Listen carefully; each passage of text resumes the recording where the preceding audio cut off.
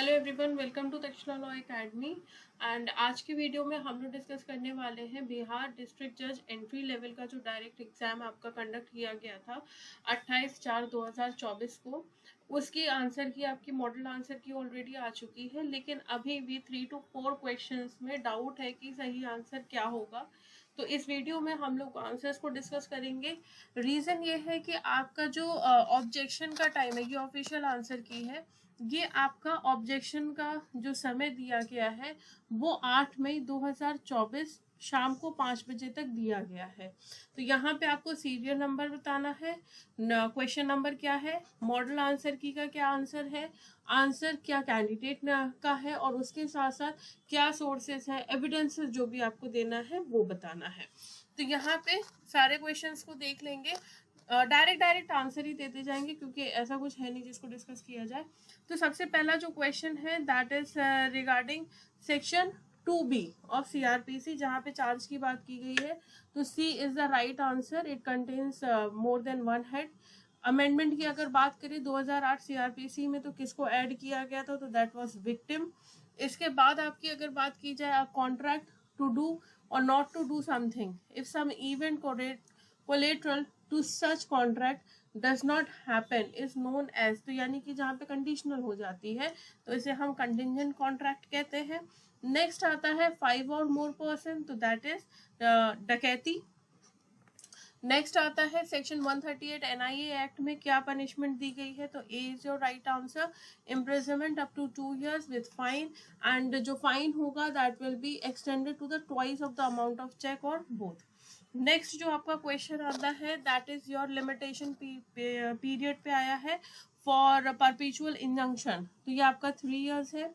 Section 3 of Indian evidence act, ये आपका physical fact भी बात करता है और उसके साथ साथ साइकोलॉजिकल फैक्ट्स की भी बात करता है, तो both A and B.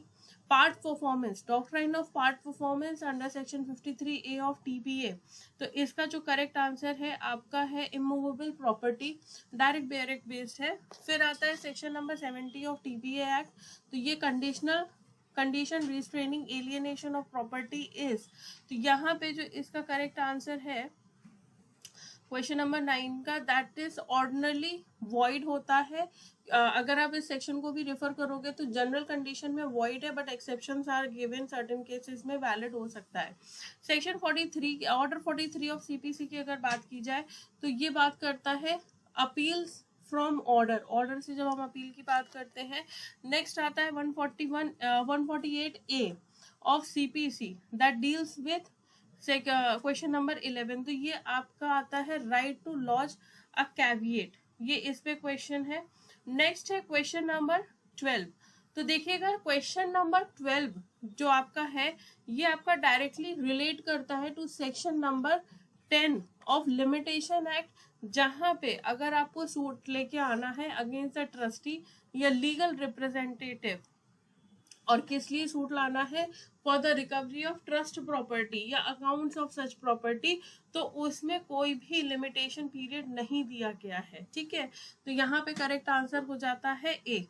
Next जो आपका क्वेश्चन है that is question number 13, section 4 of CrPC, तो ये ट्रायल, इन्वेस्टिगेशन, इंक्वायरी तीनों की बात करते हैं, तो D is your right answer.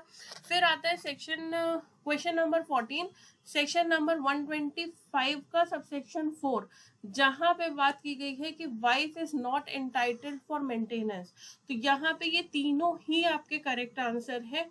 तो अडल्ट्री में अगर वाइफ है तो नहीं मिलेगा, अगर हस्बैंड के पास सफिशिएंट रीजंस नहीं है, और इसके साथ साथ अगर living separately by mutual consent, तो बिल्कुल तीनों ही आपके ऑप्शंस क्या हो जाएंगे, करेक्ट हो जाएंगे। तो D is your right answer.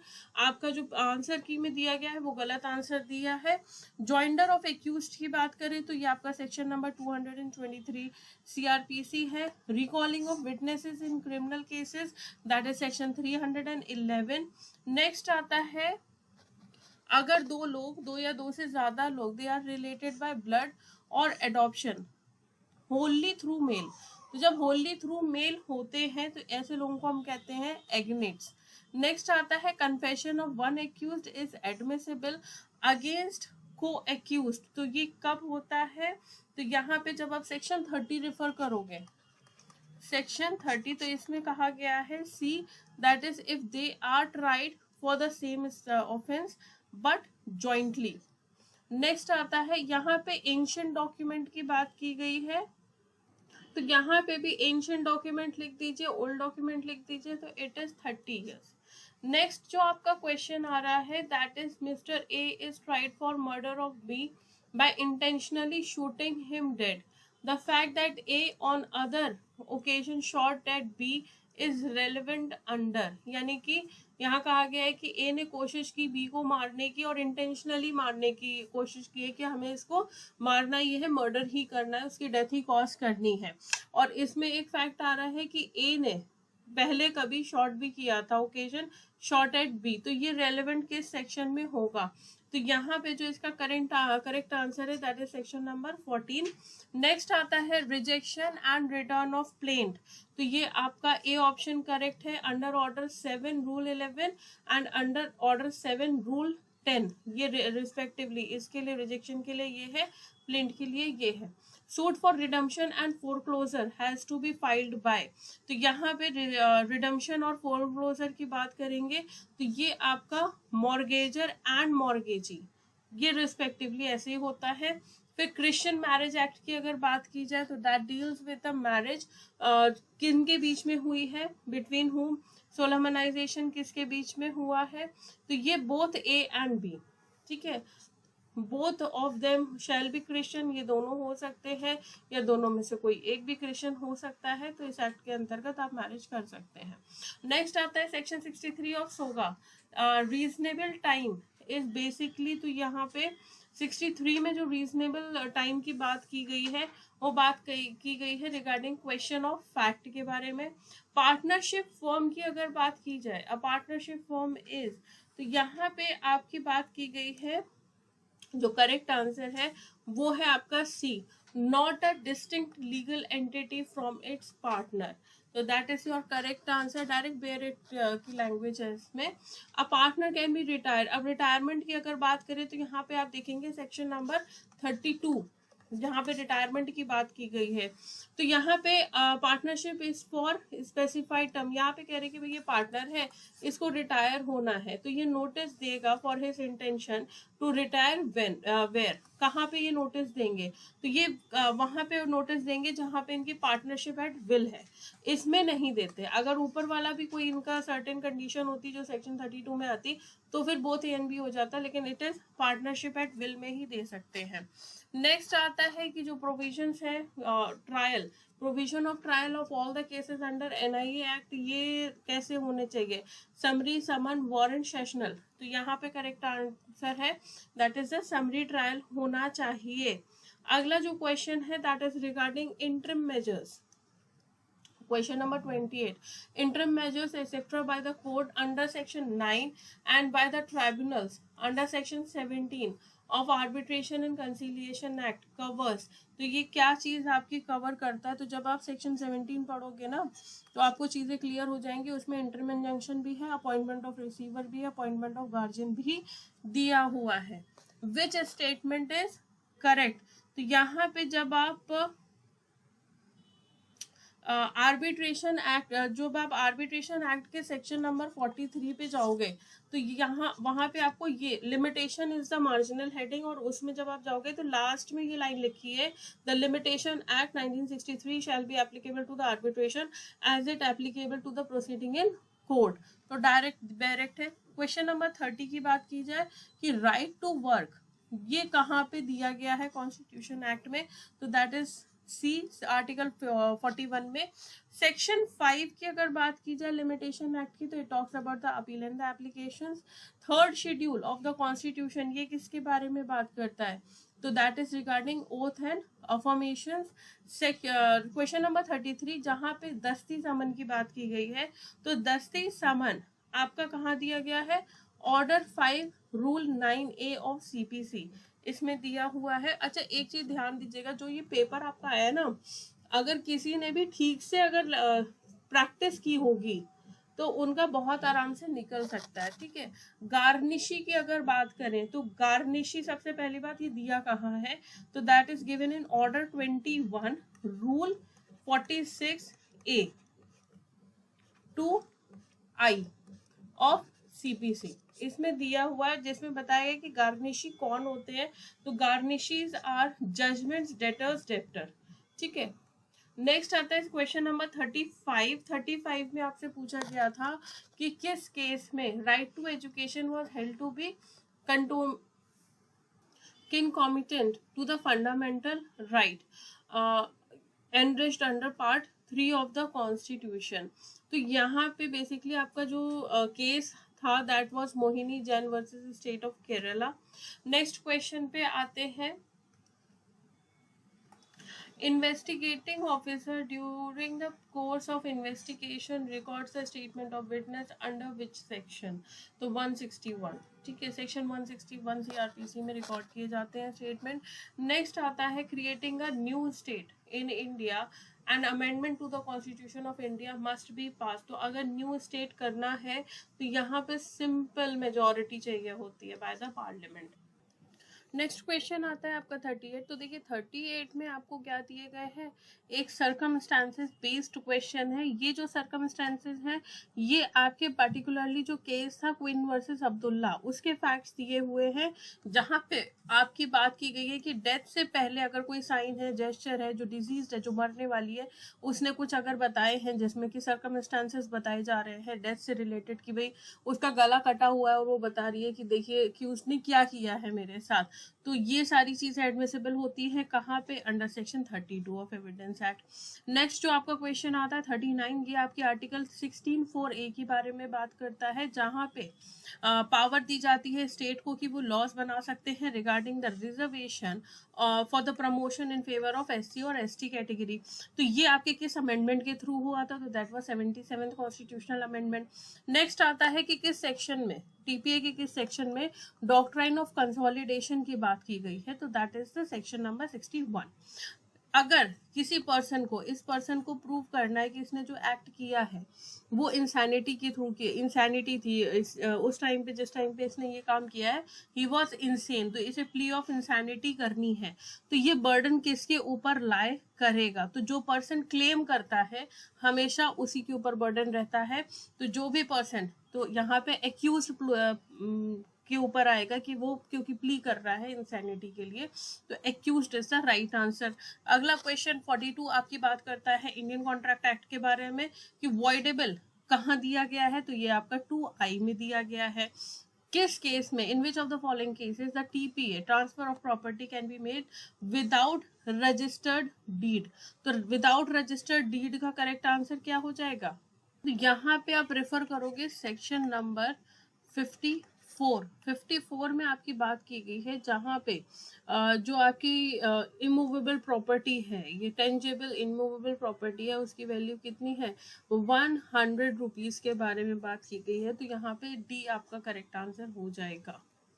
Next question है 44। इसमें बात की गई थी कि अगर अ suit of recovery of possession of N immovable property section 6 of SRA, तो ये कितने दिन में आपको फाइल करना होता है, तो यहाँ पे आप रेफर करोगे सेक्शन 6 में ही दिया हुआ है आंसर, जैसे कि क्वेश्चन सजेस्ट कर रहा है, तो correct answer is 6 months of disposition. Next आता है क्वेश्चन 45, जहाँ पे every person has a right to private defence, तो ये अपनी बॉडी के लिए भी होता है, अपनी प्रॉपर्टी के लिए भी होता है, इनफैक्ट दूसरे की बॉडी और दूसरी की प्रॉपर्टी के लिए भी होता है, तो D is your right answer. Question number 46 पे जाएंगे, section 4 of sales of goods, ये किसके बारे में बात करता है, तो ये आपकी सेल की भी बात करता है, एग्रीमेंट टू सेल की भी बात करता है, तो C is the right answer. अगले क्वेश्चन पे आते हैं, तो ये बेसिकली आपका इलस्ट्रेशन बेस्ड क्वेश्चन था। क्वेश्चन नंबर 47, यहाँ पे कहा था कि A threatens Z that he will keep Z's child in wrongful confinement unless Z will sign and deliver the a promissory note that note binding Z to pay certain money to A, तो Z signs and delivers the note, A has committed। तो यहाँ पे क्या था कि भाई A ने Z को डराया कि हम तुम्हारे बच्चे को कन्फाइनमेंट में रखेंगे जब तक कि तुम साइन नहीं कर देते हो, और पर्टिकुलरली अमाउंट है, सपोज करो 10 लाख रुपए का एक प्रोमिसरी नोट है, जब तक तुम मेरे नाम पे नहीं लिख दोगे तब तक हम तुम्हारे बच्चे को अपने पास रखेंगे। तो ये क्या है, ये एक्सटॉर्शन है, ठीक है, क्योंकि यहाँ पे थ्रेट दिया जा रहा है और इमीडिएट थ्रेट दिया जा रहा है ठीक, नेक्स्ट, अच्छा ये वाला जो क्वेश्चन है, क्वेश्चन नंबर 48 को लेके काफी कंफ्यूजन है कि a boy of 17 years marries a girl of 15 years, the marriage age, तो दोनों ही आपके क्या है, आयु दोनों की ही कम है। जब हम हिंदू लॉ में बात करते हैं, एक जो लड़का है वो 17 साल का है, लड़की 15 साल की है, इनकी जब शादी होती है तो ये कैसी होती है, वॉइडेबल होती है। ठीक है, शादी तो हो गई, अब यहाँ पे क्या हुआ भाई, शादी जब हो जाती है तो ये उनके ऑप्शन पे जाती है कि भाई you want to continue the marriage और you don't want to continue the marriage. यहाँ पे अगर ये होता, क्वेश्चन थोड़ा सा चेंज होता जब वॉइड की कंडीशन का बात थी, जब यहाँ पे बात की जाए कि माइनर एक्ट को आप लगा देते, ठीक है, तो यहाँ पे वॉइड की सीन भी बन जाता। Voidable is the right answer. Valid and not punishable कोई मतलब नहीं बनता, वैलिड एंड पनिशेबल का भी कोई मतलब नहीं बनता है। ये it depends upon the party, it depends upon the guardian. ठीक है, अच्छा इस पे एक केस भी था, वो केस भी मैं आपको बता दूंगी कि क्या केस था, उसमें ये चीज आपकी डिसाइड हुई थी। ठीक है, क्वेश्चन नंबर 49 पे आएंगे। तो Hindu marriage act contains the provisions regarding divorce, तो डिवोर्स का प्रोविजन कहाँ है, सेक्शन 13 में दिया है।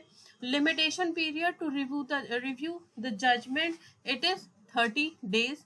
यहाँ पे बात कर रहे हैं, बड़ा सिंपल सा क्वेश्चन है, estate of Hindu male dying intestate will devolve upon his heirs by which, by किस एक्ट के थ्रू, तो it is the Hindu succession act. Next आता है मुस्लिम मैरिज के अकॉर्डिंग मुता मैरिज क्या होती है, तो ये टेम्परेरी मैरिज होती है। यहाँ पे अगला जो क्वेश्चन आता है कि जो आर्बिट्रल अवार्ड है shall be enforce in accordance with the provision of CPC in the same manner as if was decreed by the court. तो क्वेश्चन नंबर 53 ना डायरेक्ट आपके section number 53 of arbitration act को लिख दिया है, तो ये पूरी तरह से आपका क्या है, ट्रू है। डबल जियोपार्डी, तो इट इज आर्टिकल 20 क्लॉज 2 में दिया है। हिंदू लॉ के कितने स्कूल्स हैं, तो 2 हैं, मिताक्षरा एंड दया भाका, तो C is the right answer. Next आता है punishment for subjecting a married women to cruelty, किस सेक्शन में दिया, तो इट इज 498 ए में ही दिया हुआ, रिसेंटली बड़ा न्यूज में चल रहा है आजकल। 57 की बात करें तो जुरिस्डिक्शन ऑफ कोर्ट, तो कोर्ट के आपका पिक्यूनरी जुरिस्डिक्शन होता है which is related to money, subject matter jurisdiction होता है एंड टेरिटोरियल जुरिस्डिक्शन होता है, तो all of the above. Question number 58 पे आते हैं, constitution of India, the right of vote in India is, देखिए ये ना बड़ा ही ट्रिकी क्वेश्चन कहेंगे, लीगल राइट, क्योंकि देखिए जो आंसर में दिया है that is the legal right. अब यहाँ पे है क्या ना कि जो आपका बिहार जज सिविल डिवीजन जूनियर डिवीजन है, वहां पे भी लीगल राइट को ही माना है, इन्होंने आंसर में भी लीगल राइट बताया है, लेकिन there is a catch. Catch क्या है कि जो आपका फंडामेंटल राइट है और जो कॉन्स्टिट्यूशनल राइट है, रिसेंटली आपका 2024 फरवरी में ये केस हुआ था जहां पे आपके राइट टू वोट को कॉन्स्टिट्यूशनल राइट बताया था। अब लीगल राइट भी आपके 2 तरह के होते हैं, तो यहाँ पे है क्या ना कि इट इज लाइक अ जो ये मान ले वही सही है। अब इसमें तो हम कुछ कह नहीं सकते क्योंकि ये कहीं ना कहीं एक कॉन्स्टिट्यूशनल का दिया हुआ अधिकार है, तो बाकी ठीक है, इन्होंने लीगल राइट माना है क्योंकि जूनियर डिवीजन में भी इन्होंने लीगल राइट ही माना था। नेक्स्ट आता है रेस जुडिकाटा किस मैक्सियम पे बेस्ड है, तो ए है। ट्रांसफर का मतलब क्या होता है, section number 60 under TPA transfer का क्या मतलब होता है, तो ये देखिए यहाँ पे भी एक कहा जाएगा कि कंफ्यूजन है, क्योंकि यहाँ पे absolute and conditional transfer is correct and part और whole transfer is also correct. ठीक है, तो ये दोनों ही करेक्ट आपके आंसर है, कंटिंजेंट को नहीं मानते हैं, इन दोनों को मानते हैं। बाकी जो इन्होंने बोला है वो मैंने देखा नहीं, क्वेश्चन नंबर 60 का क्या आंसर इन्होंने, I guess just wait a minute, देख लेते हैं कि क्या आंसर इन्होंने दिया है क्वेश्चन नंबर 60 का। क्वेश्चन नंबर 60 का इन्होंने सी दिया है, केवल पार्ट एंड होल ट्रांसफर को मानना है।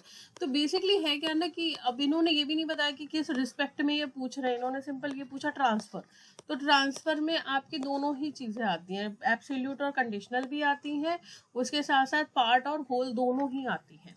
नेक्स्ट आता है क्वेश्चन नंबर 61। तो क्वेश्चन नंबर 61 में रिकवरी ऑफ पोजेशन जो सूट आ रहा है that is for the recovery of possession under section 5 of SRA, ये कितने दिन में आप फाइल करोगे from the date of disposition. तो 6 मंथ्स है, सेक्शन है इसका 6, उसी में क्लियर दिया हुआ है। सेक्शन 52 ये किस तरह की राइट को इफेक्ट नहीं करता, डज नॉट इफेक्ट, तो does not effect pre existing rights.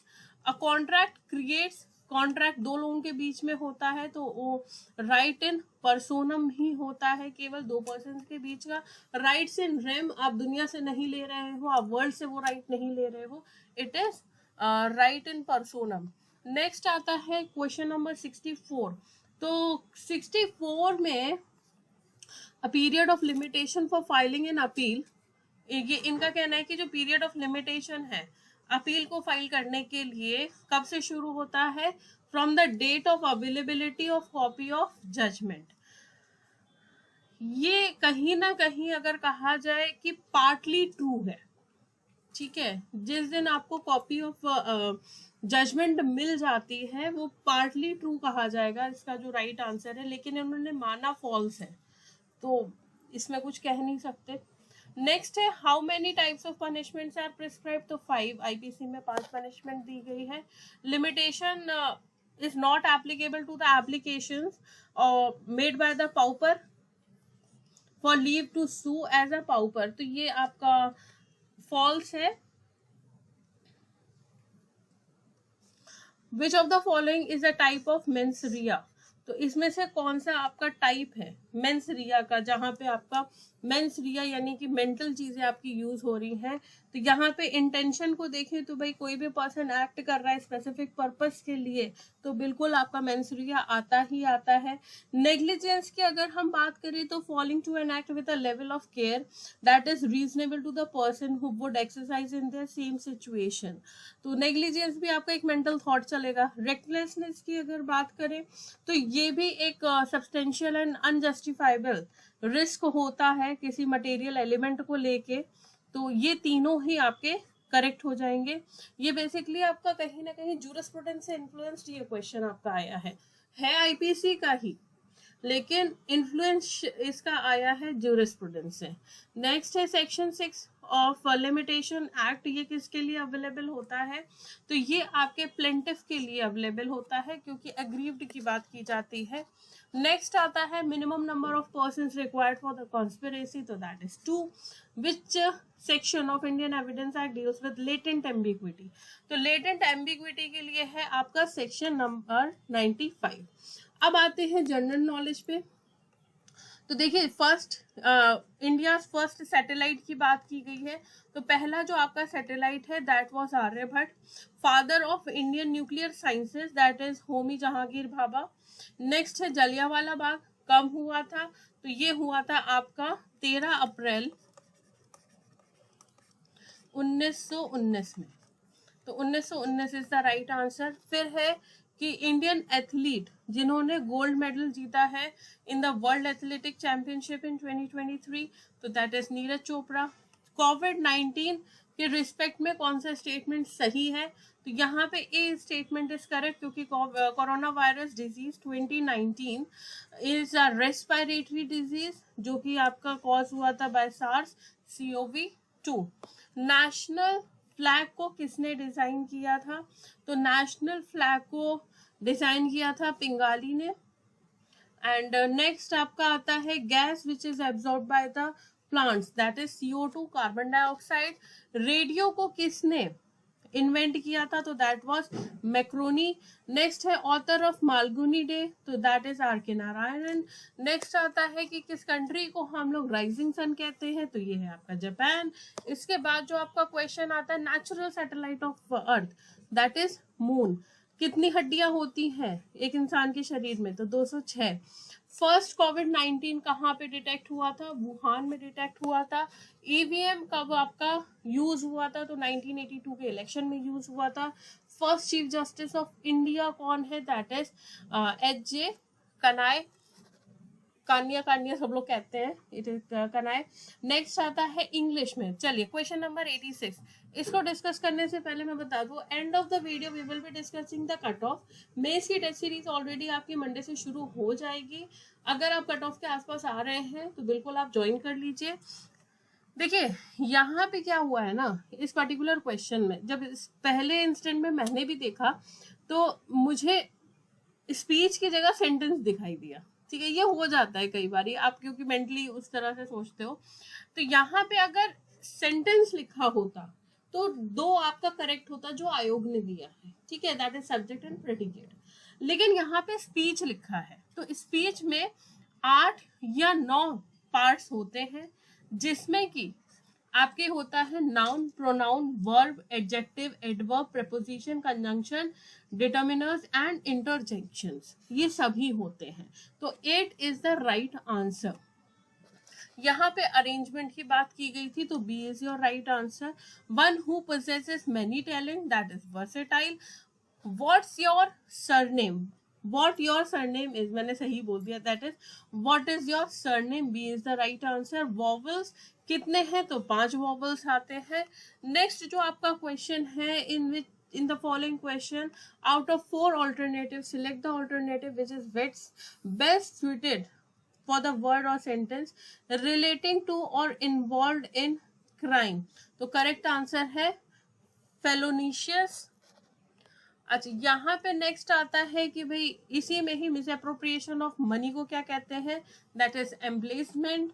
इसके बाद क्वेश्चन नंबर 93, इसमें इन्होंने कहा था कि PQR ये आपके कोड्स है, इनको अरेंज करना है। ठीक है, तो PQR को शुरुआत जो आपकी सेंटेंस की हो रही है, why should I tell you again and again. ठीक है, एक तरह से डांट लगाई जा रही है, तो वाई शुड आई, मैं आपको बार बार क्यों बोलूं। तो यहाँ पे लास्ट क्या दिया है, I will not tolerate this any more, तो ये एंड ऑफ द सेंटेंस है, तो बीच में वाले को लगाना है। तो यहाँ पे पहले कहा गया है कि why should I tell you again and again, don't you know your duties, तुमको पता नहीं है कि तुम्हारे क्या कर्तव्य है। उसके बाद आप कहोगे other students need not to be told, that is S. फिर इसके बाद आपका आएगा they know what they have to do, P. Only you are required to be told, मैं बार बार सिर्फ तुम्ही को बताऊं, तो करेक्ट आंसर क्या है, बी। नेक्स्ट आता है जुडिशियस की मीनिंग क्या है, तो judicious means discriminating. Be chilled to the marrow, तो यहाँ पे बोन मैरो क्या होता है, आपकी हड्डी के अंदर जो फ्लूइड होता है, that is known as the bone marrow. तो मैरो का मतलब क्या हुआ, हड्डी कांपने वाली ठंड, that is to be extremely cold.